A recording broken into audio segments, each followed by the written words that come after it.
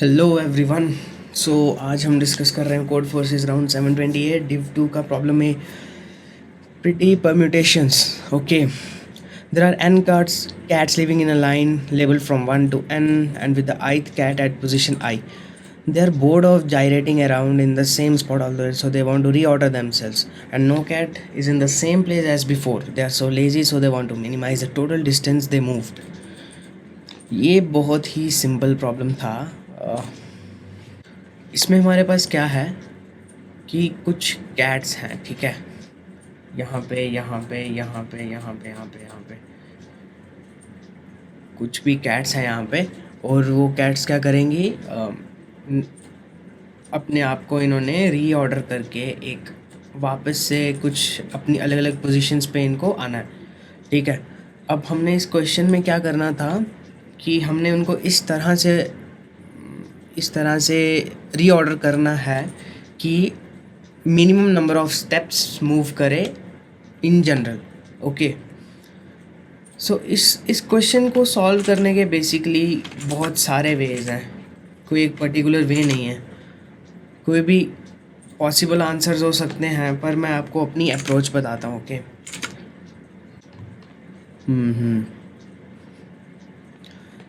इसमें मैंने क्या किया, मैंने दो केसेस ले लिए, एक कि जब एन ऑड हो और सेकंड केस जब एन इवन हो।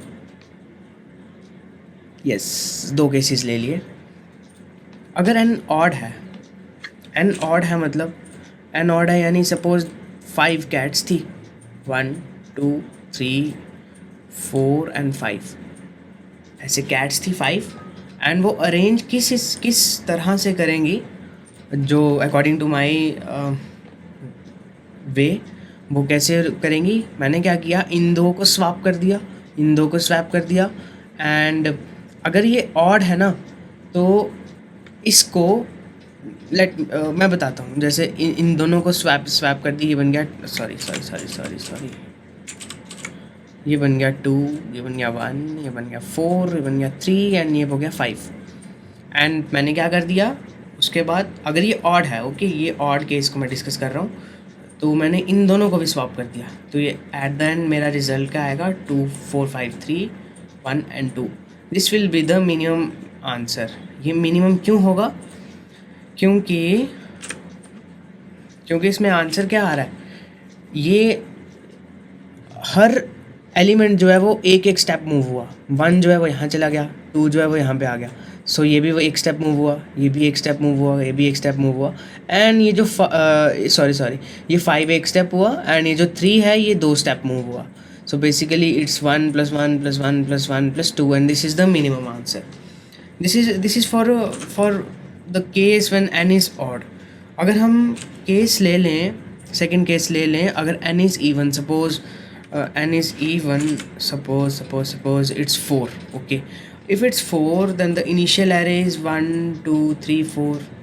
स्टार्टिंग में कैट्स की पोजीशन ये होगी, और जब वो खुद को अरेंज करेंगे दैन इसमें हमें कुछ करना ही नहीं है, नॉर्मली इन दोनों को स्वैप कर दो, ये बन गया 2 1 4 एंड 3। सो इस केस में जो मिनिमम स्टेप्स चलेंगे, इसने 1 चला, इसने 1 चला, इसने 1 चला, इसने 1 चला, तो ये मिनिमम क्या हो गया 4। सो इवन के केस में इट्स जस्ट द n, और यू कैन से इवन के केस में इट्स n, एंड ऑड के केस में it's number of steps is n - 1, और you can say n + 1, because ये n हो जाएगा और 1, एंड हम लास्ट में ये प्रिंट कर देंगे, सिंपल सा, बस यही आंसर था। अब इसका कोड देख लेते हैं, ये रहा कोड। सो ये मैं थोड़ा सा साइज़ बड़ा कर देता हूँ। तो इसमें हमने क्या किया, ये लूप लिया हुआ है, ये नंबर ऑफ टेस्ट केसेस के लिया हुआ है, देन ये n इंटीजर ले लिया इनपुट, देन ये आंसर एक एरे बना लिया। देन अगर ऑड है तो उस केस में 1 से स्टार्ट करे एंड 2 स्टेप्स में चले। ये एक नॉर्मल फॉर लूप का सिंटेक्स है, आप पाइथन का स्टैक ओवरफ्लो या गीक्स फॉर गीक्स से देख लेना। देन उसके बाद आंसर में अपेंड करता गया मैं, हाँ, ये ऑड वाला केस है ना, तो ऑड के केस में क्या था, ऑड के केस में हमने ये एक एलिमेंट एक्स्ट्रा से लेना था,